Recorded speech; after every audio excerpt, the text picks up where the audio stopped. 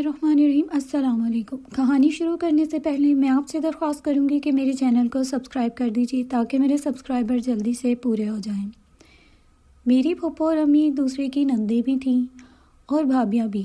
वटे सटे की ये रस्म बरसों से हमारे ख़ानदानों में चली आ रही थी। ये वटा सटा मेरी दादी की मर्ज़ी से हुआ था। फूफो की बिल्कुल भी मर्ज़ी ना थी कि इनकी शादी मामू से हो। इसी वजह से वो हमेशा नाखुश रहीं। इसके बरक्स मेरी अम्मी अबू अपनी ज़िंदगी में बहुत खुश थे।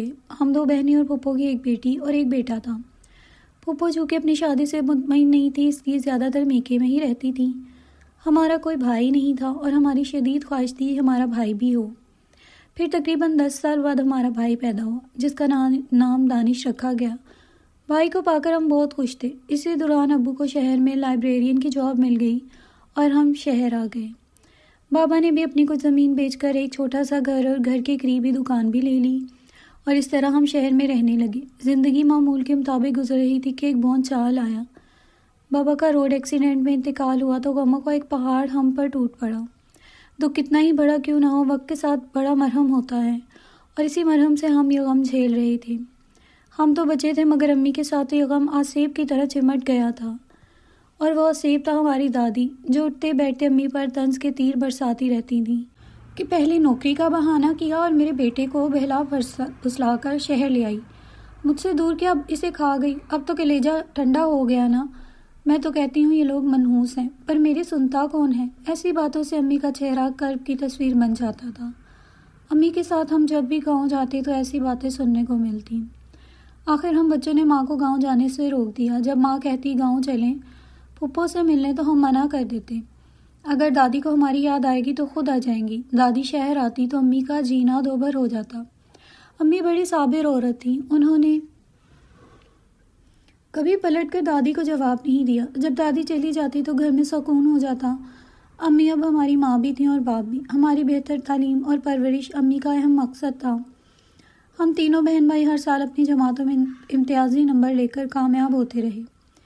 ज़िंदगी इसी तरह अपनी डगर पर चल रही थी कि मेरी ज़िंदगी के समंदर में पहला पत्थर पड़ा और हलचल होने लगी।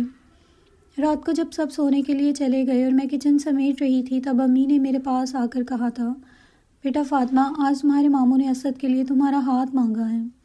तुम्हें तो इस रिश्ते पर कोई एतराज़ नहीं है ना। अम्मी मेरी तरफ देखने लगे। जो आप मुनासिब समझें, मैंने सर झुकाते हुए जवाब दिया। अम्मी ने मेरी पेशानी चूमी और चली गई और मैं असद के बारे में सोचने लगी। फिर एक बहार भरी शाम में मामू और मोमानी आए और मुझे असद के नाम की अंगूठी पहना गए और बदले में मामू की बेटी जो कि 13 बरस की थी और मेरा भाई दानिश जो इस वक्त FSC कर रहा था, इनकी भी बात पक्की हो गई। ये कोई नई बात नहीं थी। हमारे ख़ानदान में वट्टे सट्टे का यह रवाज बरसों से था। असद जो ही नौकरी वाला हुआ, हमारी शादी हो गई। असद की मोहब्बत और मामू की शफकत में ज़िंदगी बहुत हसीन हो गई थी। अलबत्ता मेरी मोमानी जो कि मेरी सगी फुप्पो भी थी, इनका रवैया मेरे साथ सट सा था, लेकिन मेरे दिल में इनके लिए कोई बुरी बात ना थी। इसलिए मैं इनसे मोहब्बत और इनकी इज़्ज़त करती थी और दिलो जान से सबकी खिदमत भी करती थी। लेकिन फिर भी मैं इनके दिल में जगह ना बना सकी। 2 साल इसी तरह गुजर गए। इस दौरान मेरी कोई औलाद नहीं हुई थी। पहले तो पप्पो दबे लफ्ज़ों में ताने देती थी, मगर अब तो उन्होंने साफ साफ कहना शुरू कर दिया था, मुझसे लिख लो ये माँ नहीं बनेगी। 3रा साल भी इसी तरह सिरक गया और कोई उम्मीद ना बनी। इसी दौरान दानिश और बिनिश की शादी की तारीख भी तय हो गई और घर में शादी के हंगामे शुरू हो गए। मैं कभी अपने घर, कभी अपनी अम्मी के घर रहने लगी। भाइयों की शादी का बहनों को बहुत अरमान होता है। हमारी खुशी का कोई ठिकाना ना था। हम अपने इकलौते भाई की शादी के अरमान निकालने की तैयारियां कर रहे थे और फिर वो मुबारक दिन भी आ गया जब बिनिश हमारे घर हमारे भाई दानिश की दुल्हन बनकर हमारे आंगन में आई। जब अम्मी की दादी बनने की खबर हमारे घर पहुंची तो मोमानी ने तंज करते हुए कहा कि मैं तो ये हसरत कब्र में लेकर जाऊंगी कि अपने पोते पोतियां देखूं, और मैं आंसू बहाकर रह गई। भला मेरे बस में क्या था, सब मेरे मालिक का इख्तियार था। एक दिन दादी ने मुझे बुलाया और कहा, देखो बेटा, अगर तुम औलाद नहीं चाहती तो मुझे कह दो, मैं तुम्हारी सास को समझा दूंगी। दादी के इस तरह पूछने पर तो मैं हैरान रह गई। दादी आप ऐसा सोच रही हैं? मैंने बेयकीनी से दादी को देखा। हाँ, क्योंकि तुम्हारी माँ बहुत चालाक है। मैं अपने कमरे में भाग गई और रोने लगी और खुदा के हजूर गिड़गिड़ाने लगी। कुछ दिनों बाद बिनेश ने खूबसूरत से बेटी को जन्म दिया। हमारी खुशियों का कोई ठिकाना ना था। बच्चे का नाम अरहम रखा गया। खूब मिठाइयाँ बांटी गई। अम्मी हमारे घर भी मिठाई लेकर आईं। शाम को जब वो जाने लगी तो पप्पो ने कहा, अब मेरे बेटे असद की भी औलाद हो जानी चाहिए। समझा दो अपनी बेटी को और ख़ुद भी समझ लो। ये मेरे बस में नहीं है। और क्या मैं नहीं चाहती कि फ़ातिमा माँ बने? अम्मी ने जवाब दिया। दादी ने कहा, तेरी चालाकियाँ तो मैं अच्छी तरह जानती हूँ। पहले तूने मेरा बेटा मुझसे छीन लिया, फिर मुझे पोते पोतियों की शक्ल देखने से तरस आया, और अब मेरी बेटी का भी बेटे की औलाद देखने से तरस आ रही है। यह खुदा की तरफ से कोई आजमाइश है। मेरी बेटी की नीयत में कोई खोट नहीं है। अम्मी ने दुख से कहा और गमज़दा सी लौट गईं। अब उठते बैठते मुझे ताने देने लगीं कि तुम बांझ हो। मैं अल्लाह के हजूर गिड़गिड़ा कर रोने के सिवा क्या कर सकती थी। मामू और असद ही मेरा सहारा थे। पप्पो और दादी दोनों ही जैसे सौतेलियों जैसा सलूक करते थे। एक रात मामू ऐसे सोए कि फिर कभी नहीं उठे थे। इनके जाने से मेरे दुखों में इजाफा हो गया, क्योंकि मामू मेरी ढाल थे। अब वो भी ना रहे तो पप्पो को रोकने टोकने वाला कोई ना था। दादी और पप्पो दोनों सर जोड़े बैठे रहती। मैं बावजूद खिदमत करने की इनको बिल्कुल ना भाती थी। असद अपने काम की वजह से 3-3 दिन तक साइड पर ही होते, बल्कि घर की कशीदगी की वजह से तो वो अब हफ्ता हफ्ता नहीं आते थे। ऐसे ही दिन गुजर रहे थे कि दादी भी गुजर गई। घर में खामोशी रहती। पप्पो ने मुझसे बात करना ही छोड़ दी। मैं फिर भी इनकी जी जान से खिदमत करती थी। एक दिन मैं किचन में काम कर रही थी। असद ऑफिस से आए। पप्पो सहन में बैठी थी। उन्होंने असद से कहा, बिनिश के यहाँ अब दूसरी बार औलाद होने वाली है। मैं तो अब यह आरजू लेकर तुम्हारे अब्बा की तरह कब्र में चली जाऊंगी। और वो रोने लगी। आप क्या कह रही हैं अम्मी? खुदा ना करे, असद ने परेशानी से कहा। असद, तुम मेरे इकलौते बेटे हो। मुमानी ने रोते हुए कहा। अम्मी, आपको क्या हो गया है? असद ने पप्पो का हाथ चूमते हुए कहा, अगर ऐसा है तो तुम दूसरी शादी कर लो। पप्पो ने साफ साफ कह दिया। मगर अम्मी? असद हैरत से माँ को देखने लगा। अम्मी, फ़ातिमा मेरी बीवी ही नहीं, आपकी भतीजी भी है। मैं बांझ भतीजी का क्या करूं? और फिर तुम मेरे इकलौते बेटे हो। ये बातें सुनकर तो मैं जैसे बिल्कुल ठंडी पड़ गई थी। दूसरे दिन असद ड्यूटी पर चले गए। अपने खुदा से खूब बिलक बिलक कर दुआएं मांगती। मेरी और असद की तभी रिपोर्ट्स भी बिल्कुल ठीक थीं। अम्मी ने भी मन्नतें वगैरह खूब मांगी थी। एक रात मैंने अपने रब के हुजूर बहुत गिड़गिड़ाई, ऐ अल्लाह, तू मेरी आजमाइश ख़त्म कर दे और मेरी गोद भर दे। मेरे मौला, मैं रोते रोते जाए नमाज पर ही सो गई। ख्वाब में देखा एक सफ़ेद लिबास में मलबूस बहुत ही प्यारी बच्ची मेरी गोद में है। जब आँख खुली तो दिल पर अजीब सी सरशारी थी। मेरा रोम रोम बहुत खुश था। असद आए तो मैंने इन्हें भी अपना ख्वाब बताया। वो बहुत खुश हुए। खुदा हमें ज़रूर औलाद की खुशी देगा, हमें कोई जुदा नहीं कर सकेगा। मैंने दिल ही दिल में इनकी बात पर आमीन कहा और फिर अस्मा डॉक्टर ने मुझे माँ बनने की नवीद सुनाई। अब जब बिनिश दूसरे बच्चे की माँ बनी तो मेरी गोद भी भरने को थी। पप्पो समेत सभी खुश थे। ठीक 9 बाद मेरी गोद में एक प्यारी सी बच्ची थी। इसका नाम मैंने सिद्रा रखा। पप्पो भी पोती के साथ बहल गई और हमारे घर में खुशियाँ डेरे डालने लगीं। जब तानिश और बिनिश के बच्चे आते और हमारी सिद्रा भी तोतली ज़ुबान में बातें करती तो घर का आंगन जैसे मुस्कुराने लगता। मैं सोचती, बच्चों के बगैर तो ज़िंदगी बिल्कुल बेमज़ा थी।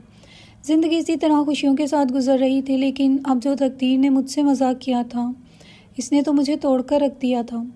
इस दिन असद ने फ़ोन करके बताया कि आज मैं आ रहा हूँ। मैंने इनकी पसंद का खाना बनाया, खुद तैयार हुई, सिद्रा को तैयार किया और हम इनका इंतज़ार करने लगे। दोपहर तक वो आ जाते थे, मगर दोपहर से शाम हो गई। फ़ोन भी नहीं लग रहा था। पप्पो बार बार मुझसे पूछती। मैं इनसे पूछती कि फ़ोन मिलाया। पता नहीं क्यों मेरा दिल घबराने लगा था। शाम के वक्त दानिश गाड़ी ले आया और कहने लगा, असद भाई का फ़ोन आया था तो मैं और पप्पो को ले आऊँ। मैं हैरान हुई, ऐसा तो पहले कभी नहीं हुआ। सच सच बताओ, क्या हुआ है? असद तो खैरियत से है ना? मैंने बेकरारी से पूछा। कोई बात नहीं है, रास्ते में असद भाई का मामूली सा एक्सीडेंट हो गया था, दानिश ने कहा। क्या पप्पो और मैं एक साथ चीखीं। घबराने की कोई बात नहीं है, खुदा खैर करेगा। हम जल्दी जल्दी दानिश के साथ रवाना हुए। अस्पताल पहुंचे तो असद को शदीद चोटें लगी हुई थीं। उन्होंने पप्पो से बस 2-3 टूटी फूटी बातें की और दम खुदा लेके हवाले कर दिया। हम पर तो क़यामत टूट पड़ी। इस दुख को लफ्ज़ों में बयान नहीं किया जा सकता था। बहरहाल असद का 40वां हो गया। 40वें के बाद पप्पो ने दानिश से कहा कि मेरी बेटी नहीं जाएगी तुम्हारे साथ, अपनी बहन को ले जाओ और जाकर अपनी माँ के पास रखो। दानिश ने भी बहस नहीं की और पप्पो का दुख बढ़ा था, इसलिए मैं अपनी बेटी सिद्रा के साथ अम्मी के घर आ गई। दानिश अपने ससुराल में रहने लगा। हर हफ्ते आता रहा, मगर फिर इसकी आमद का वक्फा बढ़ गया। और वह महीने बाद आने लगा। अम्मी ने कभी कोई शिकायत नहीं की और हमें भी सब्र करने की तलकीन करती रहीं। घर में सिद्रा की वजह से रौनक थी, वही तो मेरे जीने की उमंग और ज़िंदगी की खुशी थी। पप्पो कभी कभी हमारे घर आने लगी थी और चंद दिन रहती थी। हम खुश थे कि शायद पप्पो को भी करार आ गया है। वो सिद्रा के साथ खेलती रहती। सिद्रा तोतली ज़ुबान में दादी से बातें करती तो मेरी रूह तक सरशार हो जाती। एक दिन पप्पो ने मुझसे कहा, मुझे बाज़ार से कुछ चीज़ें लेनी हैं, घंटे 2 घंटे में वापस आ जाऊंगी। तुम्हारे के लिए क्या लाऊं चंदा?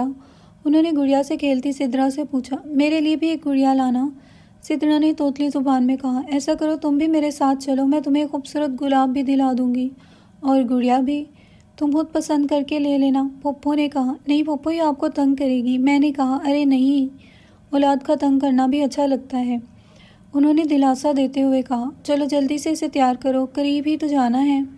पप्पो कोई गैर तो नहीं थी जो मुझे एतराज़ होता। वो सिद्रा की दादी थी। मैंने सिद्रा को नया फ्रॉक पहना कर तैयार किया। वो गुड़िया की तरह प्यारी लग रही थी। मैंने नज़रों ही नज़रों में इसकी भलाएं ली। वो हंसती हुई अपनी दादी के साथ चली गई। मैं जल्दी जल्दी काम निपटाने लगी। अम्मी और बहन स्कूल गई हुई थी। खाना बनाने के बाद मैं आराम करने लगी। अम्मी वगैरह भी स्कूल से वापस आ गई। आते ही सिद्रा का पूछा, वो ज़रा पप्पो के साथ शॉपिंग के लिए बाज़ार तक गई है। खाना निकाल दो, मैंने पूछा। नहीं, हमारी बेटी सिद्रा आ जाएगी तो मिलकर खाना खाएंगे। 1 घंटा इसी तरह गुजर गया लेकिन पप्पो नहीं आई। शाम होने को थी मगर पप्पो का कोई अता पता न था। अब तो हम सबको फिक्र होने लगी। शहर के हालात का भी ना पता था कब क्या हो जाए। जब अंधेरा छाने लगा तो मैं रोने शुरू कर दिया। अम्मी ने फ़ोन करके सब जगह मालूम किया। वो किसी अजीज़ के घर नहीं थी। वैसे भी हमारे खून से ज़्यादा अजीज़ कौन थे? बिनीश और पप्पो दोनों के फ़ोन ऑफ जा रहे थे। मैं बेतहाशा रो रही थी। अम्मी मुझे समझाते हुए कहने लगी, खुदा को याद करो, दुआ करो वो खैरियत से हों। मगरिब का वक्त भी गुजर गया था और इशा की अज़ान हो रही थी। हमने नमाज़ पढ़ी, रोते गिड़गिड़ाते सोते जागते रात कटी। सुबह सुबह पहली बस से गांव भागे। दोपहर के वक्त वहां पहुंचे तो घर को ताला देख कर मैं तो वहीं गिर पड़ी। सब रिश्तेदार पड़ोसी जमा हो गए। अम्मी ने मुझे संभाला। होश आने के बाद रोते हुए मेरी आवाज़ बैठ गई। गांव में सब पप्पो की इस हरकत पर हैरान थे और खैर की दुआएं मांग रहे थे। वहीं हमें ये पता चला दानिश का तबादला दूसरे शहर में हो गया था और वो अपने बेटे अरहम को साथ लेकर गया था। खुदा खुदा करके दानिश का नंबर मिला तो ये जानकर हैरत का झटका लगा कि इसका तबादला हुआ ही नहीं है। वो मुल्तान में ही है और अरहम के साथ। सब अहवाल सुनने के बाद कहा कि मैं फ़ौरन निकलता हूँ। मुझ पर तो बेहोशी के दौरे पड़ने लगे। अम्मी मुझे किराए की गाड़ी में गांव से वापस घर ले आई। मुझे अस्पताल में दाखिल कर दिया गया। मुझे जब भी होश आता सिद्रा सिद्रा पुकारती। 20 दिनों बाद मेरी तबीयत कुछ संभली और डिस्चार्ज हो गई। दानिश और अम्मी दोनों ने छुट्टी ली हुई थी। अखबार, टीवी, रेडियो, हर जगह इश्तिहारात दिए लेकिन पप्पो और बिनीश का कोई पता न चला। दानिश को तो इस बात की हैरत थी, बिनीश ने भी इसे कुछ नहीं बताया था और ख़ुद भी 5 साल अरहम को छोड़ गई थी। कैसे अपने बेटे की याद नहीं सताती? हमारे पास इन सब सवालों का कोई जवाब ना था सिवाय आहें भरने और रोने के। वक्त किसी के लिए नहीं ठहरता, सो मेरे दिन भी गुजरने लगे।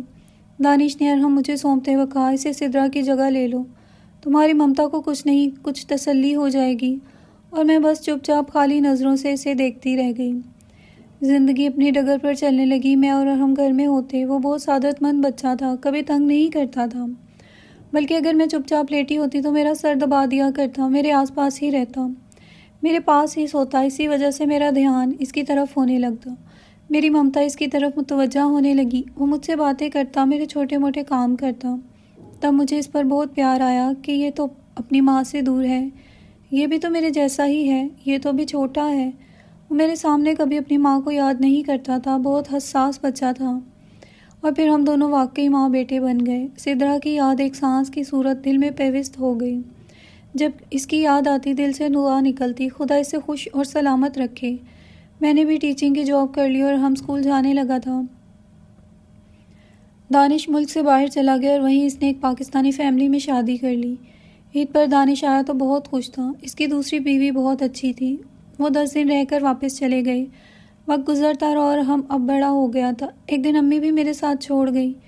दानिश आया 40वां करके चला गया। मैंने भी वो घर और वो शहर छोड़ दिया। अपनी छोटी बहन आशना और हमको लेकर दूसरे शहर आ गई। 1 साल बाद उष्णा भी अचानक मेरा साथ छोड़ गई और मैं तन्हा रह गई। और हम जो यूनिवर्सिटी में पढ़ता था मेरा बहुत ख्याल रखने लगा था। वो हॉस्टल में रहता था तो हम उष्णा की वफ़ात के बाद वो मेरे साथ रहने लगा। वो बहुत फर्माबरदार बेटा था, वही तो मेरी ज़िंदगी का हासिल था। सिद्रा तो अब कसक बनकर रह गई थी। कई दिनों से मैं नोट कर रही थी कि अरहम के चेहरे पर हर वक्त मुस्कुराहट जगमगाती रहती है। मामा, मैं ज़रा एक दोस्त से मिलने जा रहा हूँ, अब दरवाज़ा लॉक कर लीजिएगा। बहुत खुश लग रहे और बड़े एहतमाम से तैयार भी हुए हो, क्या कोई ख़ास दोस्त है? मैंने मुस्कुराते हुए इससे पूछा। हाँ मामा, कभी आपको भी मिलवाऊंगा।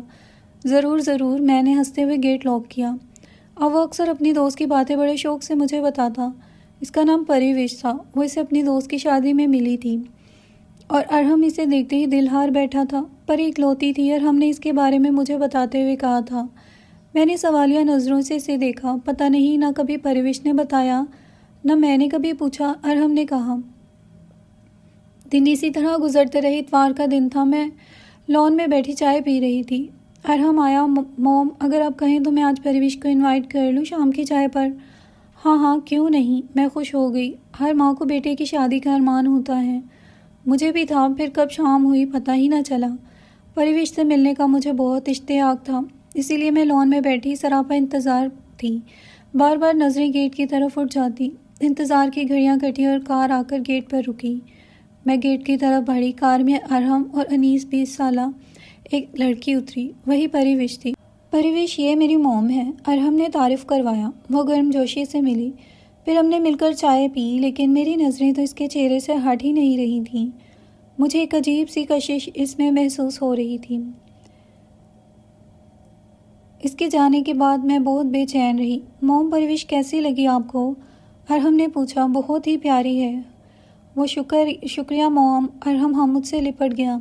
एक दिन अरहम मुझे लॉन्ग ड्राइव पर ले गया। मुझे खूब सारी शॉपिंग करवाई। रास्ते में जाते हुए मुझे कहने लगा, मॉम, हम परिवेश के घर जा रहे हैं। इसने कहा। चेहरे पर खुशी के रंग नुमाया थे, लेकिन इस तरह अचानक वो हिचकिचाया। अच्छा, आपका मूड नहीं है तो कैंसिल कर देते हैं। इसका चेहरा बुझने लगा। नहीं, ये बात नहीं है, फिर चलते हैं। वो इसरार करने लगा। ठीक है बेटा, चलो, मैंने मुस्कुराते हुए कहा। परिवेश के अब्बू फौत हो चुके हैं। वो अपनी माँ के साथ अकेली रहती है। अब इसकी बातें जा रही थी कि गाड़ी एक छोटे से गेट पर रुकी। परिवेश हमें देखकर बहुत खुश हुई। बातों के दौरान पता चला परिवेश की अम्मी कहीं शादी की तकरीब में गई हुई हैं।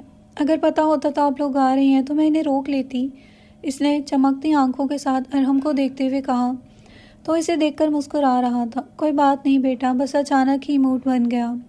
खैर, तुम्हारी अम्मी से फिर कभी मिल लेंगे, मैंने कहा। परिवेश के घर से आने के बाद मैं बहुत उदास थी। मुझे बार बार सिद्रा का ख्याल आ रहा था। अगली सुबह मैं स्कूल भी नहीं जा सकी और अरहम भी घर पर था। अक्सर ऐसा होता था, जब मेरी तबीयत ठीक नहीं होती थी तो वो भी छुट्टी कर लेता था और सारा दिन मेरी खिदमत करके मेरा दिल बहलाने में लगा रहता। लतीफ़े सुना सुनाकर मुझे हंसाता रहता। शाम तक मेरी तबीयत काफ़ी बेहतर हो चुकी थी। अरहम बाहर गया हुआ था कि बेल बजने लगी। मासी ने आकर बताया कि परिवेश और इसकी अम्मी आई हैं। तुम इन्हें ड्राइंग रूम में बिठाओ, मैं अभी आती हूँ। ड्राइंग रूम में कदम रखते ही मैं साकित से सामने सोफे पर बैठी औरत को देखने लगी। भला मैं कैसे भूल सकती थी? 20 साल की दूर पड़ने के बावजूद मैंने बिनिश को पहचान लिया था और वो भी मुझे देखती की देखती रह गई। फिर उठकर मुझसे लिपट गई और रोने लगी थी। वो मुझे चूम रही थी। परिवेश हैरान और परेशान थी। इसी दौरान अरहम भी आ चुका था। मैंने झटके से खुद को बिनिश से छुड़वाया। मुझे बहुत शदीद गुस्सा आ रहा था। शायद मैं गिरने लगी थी। अरहम ने मुझे थाम कर सोफे पे बिठाया। मेरा सर मेरी को बिनिश ने भी जैसे महसूस कर लिया था और अब वो खामोशी से मुझे देख रही थी, लेकिन मेरा जहन तो साएं साएं कर रहा था। कुछ समझ नहीं आ रहा था क्या कहूँ और क्या ना कहूँ। बिनिश फिर उठी और परिवेश को मेरे सामने लाते हुए बोली, ये देखो, ये तुम्हारी बेटी सिद्रा है, जिसे मैंने अपने बच्चों से ज़्यादा प्यार दिया है। मैं तुम्हारी मुजरिम हूँ, मुझ पर बेशक ना बोलो, लेकिन अपनी बेटी को तो सीने से लगा लो। मैंने परिवेश की तरफ देखा। वो हैरत से मुझे देख रही थी। मैं एकदम उठी और इसे सीने से लगा लिया और दीवानों की तरह इसे प्यार करने लगी। अब आंसू बहाने की बारी मेरी थी। मेरी बच्ची, मेरी सिद्रा, मेरी जान, मैं प्यार कर रही थी। जब जज्बात का तूफान थमा तो गिले शिकवे हुए और बिनिश मेरे कदमों में बैठी माफ़िया मांग रही थी। इसने बताया, पप्पू ने ना जाने कब ये प्लान बनाया था। समझती थी कि तुम और तुम्हारी माँ बहुत चालाक हो और वो अपने बेटे की जुदाई में तड़पती हैं। इसी तरह वो तुम्हें भी औलाद के दुख में तड़पाना चाहती थी। ये सब कुछ भी मुझे भी ना बताया गया। अगर बताती तो मैं अरहम को दानिश के साथ कभी ना भेजती। हम इतनी दूर चले गए थे कि वहाँ से आना मुझे अकेली औरत के बस की बात ना थी। मैंने भी अपने बेटे की जुदाई सही है, मैं भी पल पल रोई हूँ, जाने मेरा बेटा कैसा होगा। लेकिन तुम्हारा दुख मेरे दुख से बड़ा है। मेरे पास मेरी बेटी हेरा है जो अरहम से छोटी थी। तुम्हारी पुप्पो फॉलिज का इलाज अजाब सहकर चल बसी। आखिरी वक्त में वो तुम्हें याद करके अपने गुनाहों की माफ़िया मांगती रही थी। बिनिश रो रही थी। ये रहा तुम्हारा बेटा अरहम। मैंने अरहम को इसके सामने कर दिया। बिनिश अपने बेटे अरहम से को सीने से लगाए रो रही थी और इसे बेतहाशा प्यार कर रही थी। आज मेरे घर में खुशी का समा था। मेरे बेटे की शादी हो रही थी। आज मैं भी बहुत खुश थी। मेरी प्यासी ममता से राब होने जा रही थी। मेरे घर में मेरी अपनी सगी बेटी बहू की सूरत में आने वाली थी।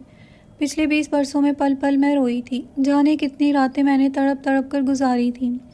कर्ब का एक तूफ़ान मैंने झेला था और कितनी ही बार घबराकर मौत को गले लगाने की कोशिश की थी। मैं आज भी अक्सर सोचती हूँ कि आखिर पप्पो ने मेरे साथ ऐसा सलूक क्यों किया। मैं इनकी बहू नहीं बल्कि भतीजी भी थी। इनका सगा खून थी, लेकिन फिर भी उन्होंने मेरे पे इतना जुल्म किया।